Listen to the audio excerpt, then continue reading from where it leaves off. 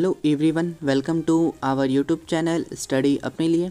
अगर आप चैनल पे नए हैं तो चैनल को सब्सक्राइब करें और बेल आइकन को भी ज़रूर दबाएं। और अगर आप पुराने तो अपने दोस्तों को भी शेयर करें और पुराना वीडियो तो ज़रूर से ज़रूर देखें, क्योंकि उससे पहले आपको ये वीडियो समझ में नहीं आएगा।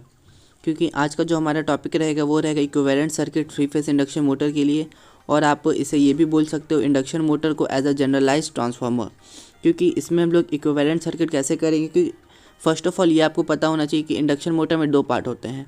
फर्स्ट होते हैं स्टेटर और एक होता है रोटर पार्ट। तो यहाँ पे पहले हम लोग जो इक्विवेलेंट सर्किट देखेंगे स्टेटर के लिए, फिर देखेंगे रोटर के लिए, फिर दोनों को कंबाइंड कर देंगे तो हम लोग को इक्विवेलेंट सर्किट मिलेगा। तो स्टार्ट करते हैं। The circuit which represent electrical property of induction motor is known as equivalent circuit of induction motor। Means एक ऐसा सर्किट जो कि इलेक्ट्रिकल प्रॉपर्टी बताए इंडक्शन मोटर का, इंडक्शन के मोटर का इलेक्ट्रिकल प्रॉपर्टी को बताता है या रिप्रेजेंट करता है, उसे ही हम लोग इक्विवेलेंट सर्किट बोलते हैं इंडक्शन मोटर के लिए। तो हम लोग अगर इक्विवेलेंट सर्किट देखेंगे स्टेटर और रोटर के लिए, ठीक है। तो जब हम लोग देखेंगे स्टेटर के लिए, we know that stator takes supply voltage and produce rotating magnetic field. It means it work as a primary of transformer, so its stator equivalent circuit will be similar to primary circuit of transformer and it will be means यहाँ पे ये समझाया गया है कि stator जो होता है वो हम लोग को सप्लाई वोल्टेज, जो हम लोग को 3 फेज सप्लाई मिलती है वो हम लोग को स्टेटर पे आता है। और वो स्टेटर क्या करता है, हम लोग को RMF प्रोड्यूस करता है, मीन्स रोटेटिंग मैग्नेटिक फील्ड। और ये हम लोग का एज अ प्राइमरी ट्रांसफार्मर के जैसा वर्क करता है। तो इसका मतलब ये होता है कि स्टेटर का जो हम लोग इक्विवेलेंट सर्किट बनेगा वो किसके जैसा बनेगा, वो हम लोग का एज अ प्राइमरी सर्किट बनेगा ट्रांसफार्मर के प्राइमरी सर्किट के जैसा। तो उसका डायग्राम भी एकदम सिमिलर होगा। तो आप देख सकते हो ये डायग्राम, यहाँ पे ये हम लोग का वोल्टेज है, सप्लाई वोल्टेज, यहाँ से हम लोग करंट गया है I1, ठीक है। और ये हम लोग का रेजिस्टेंस है R1, यहाँ से रिएक्टेंस है यानी X1, और यहाँ पे R0 करंट रेजिस्टेंस है, और यहाँ पे X0 है। यहाँ पे होता है वाटफुल करंट, यहाँ पर हिस्ट्री I माइक्रोन करंट है, और ये I0 करंट ही दो पार्ट में यहाँ पे बढ़ता है, ठीक है। और यहाँ पे रहता है हम लोग का E1। ये आपको एज अ प्राइमरी ट्रांसफार्मर का ही इक्विवेलेंट सर्किट जैसा दिख रहा होगा। V1 आपका क्या हो गया, पर फेज वोल्टेज हो गया। यहाँ पे R1 हो जाता है winding resistance of stator. Stator के लिए जो वाइंडिंग रेजिस्टेंस होता है उसको हम लोग R1 से डिनोट करते हैं।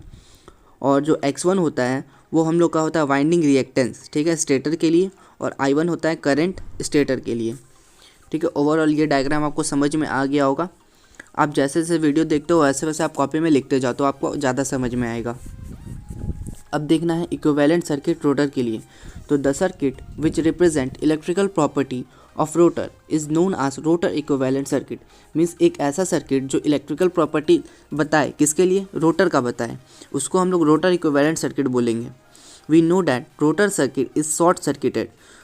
तो हमें ये पता है कि रोटर सर्किट जो होता है वो हम लोग का शॉर्ट सर्किटेड होता है, ठीक है।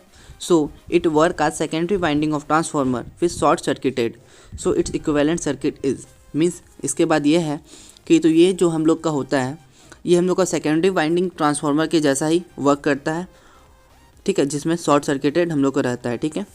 तो इसका इक्विवेलेंट सर्किट आप यहाँ पे देख सकते हो। यहाँ से हम लोग का करंट है I25 इसलिए क्योंकि ये वर्किंग कंडीशन पर इसीलिए। और यहाँ पे रेजिस्टेंस हम लोग का रहता है R2, और यहाँ पे X25 रिएक्टेंस। और ये हम लोग का है रोटर फ्रीक्वेंसी। रोटर फ्रीक्वेंसी को हम लोग लिखते हैं स्लिप गुना फ्रीक्वेंसी। तो I25 जो होगा वो किसके बराबर होगा, वोल्टेज बटे रिएक्टेंस, यानी वोल्टेज E25 बटे इम्पीडेंस। इम्पीडेंस होता है R2 + j X25। फिर आगे सॉल्व करोगे E25 को आप लिख सकते हो स्लिप गुना E20, फिर नीचे R2 + j S X20, ठीक है। क्योंकि X25 को हमने कन्वर्ट कर दिया है एट स्टैंड स्टिल कंडीशन पे, इसीलिए हमने लिखा है स्लिप गुना X20। तो E20 बटे R2 बटे S + j X20। यहाँ पे जब आप स्लिप का डिवीज़न करोगे तो यहाँ से स्लिप का डिवीज़न करोगे तो ऊपर में जो स्लिप था वो कट जाएगा, ठीक है। तो ये हम लोग का इक्वेशन मिल गया, हम लोग का इक्वेशन 1 है ये हम लोग का। फिर आगे देखेंगे। अब इसी इक्वेशन से एक दूसरा इक्विवेलेंट सर्किट ड्रॉ करते हैं। तो ये देखिए वोल्टेज हम लोग का E20 हो गया, रेजिस्टेंस क्या हो गया R2 बटे स्लिप, रिएक्टेंस X20, और ये फिर फॉर्मूला यही होता है। अब हम लोग क्या करते हैं, आगे और देखते हैं, सेपरेट करते हैं रोटर रेजिस्टेंस को मैकेनिकल लोड के साथ। ठीक है, रोटर रेजिस्टेंस को सेपरेट करते हैं। रेजिस्टेंस जो होता है क्या था हम लोग का, R2 स्लिप।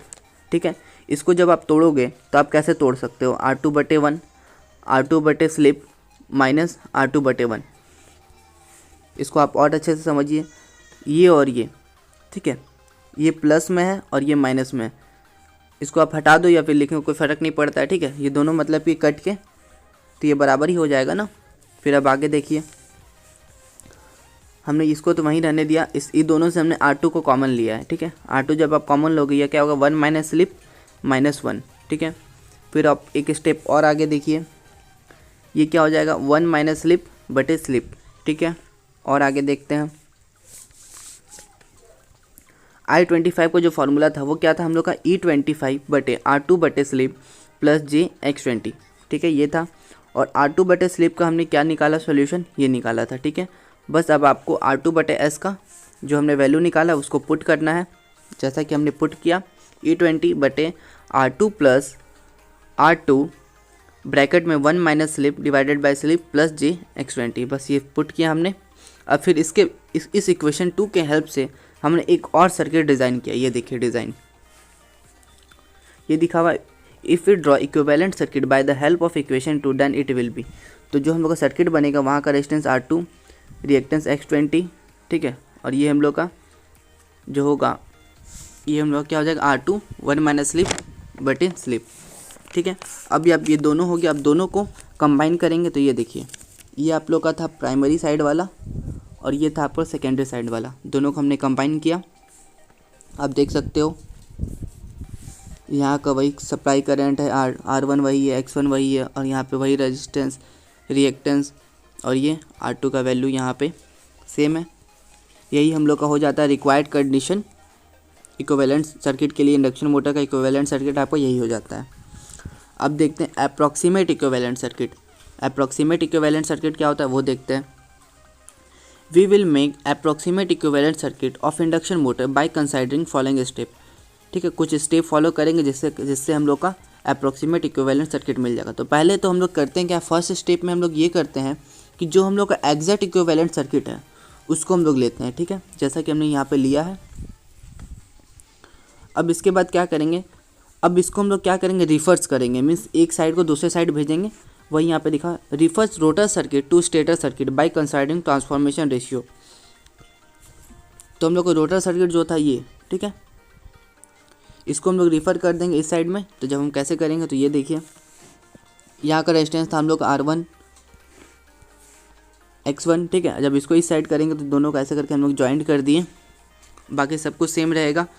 यहाँ पे K एक कांस्टेंट लगेगा, कांस्टेंट I25 रेजिस्टेंस रहेगा R2/K², रिएक्टेंस भी हो जाएगा X2/K²। ठीक है, हर जगह मतलब इस साइड में आपका जितना होगा सब में आप K का डिविज़न हो जाएगा। अगर स्क्वायर पे है तो K² का डिवाइड होगा, अगर स्क्वायर नहीं है तो सिंपली K का डिवाइड होगा। अब आगे देखिए, for making approximation we will neglect shunt branch of above equation circuit after neglecting circuit will be. अब हम लोग क्या करेंगे, शंट ब्रांच को नेगलेक्ट कर देंगे। देखिए, हमने शंट ब्रांच को नेगलेक्ट किया, मीन्स बीच में जो ब्रांच था हम लोग का ये, इसको हमने नेगलेक्ट कर दिया। फिर आगे देखिए, तो हम लोग क्या होगा, रेजिस्टेंस जो होगा हम लोग का, ये देखिए रेजिस्टेंस R1, रिएक्टेंस X1, और इधर साइड का रेजिस्टेंस R2/K² और इधर X20/K², और यहाँ आपको देख सकते हैं R2 multiply by 1 minus slip divided by K²। ठीक है, अब जब हम लोग यहाँ का रेजिस्टेंस का इक्विवेलेंट निकालेंगे, R इक्विवेलेंट, तो हम लोग का क्या होगा, total resistance R1 plus R2/K²। अगर हम रिएक्टेंस का इक्विवेलेंट निकालेंगे X1 प्लस X20/K², क्योंकि एक रिएक्टेंस ये वाला, एक रिएक्टेंस ये वाला, और रेजिस्टेंस में एक रेजिस्टेंस ये वाला, एक रेजिस्टेंस ये वाला। तो Z इक्विवेलेंट जो होगा हम लोग का क्या होगा, वो होगा R equivalent plus JX equivalent. ये आप लोग का Z इक्विवेलेंट का फॉर्मूला आ गया।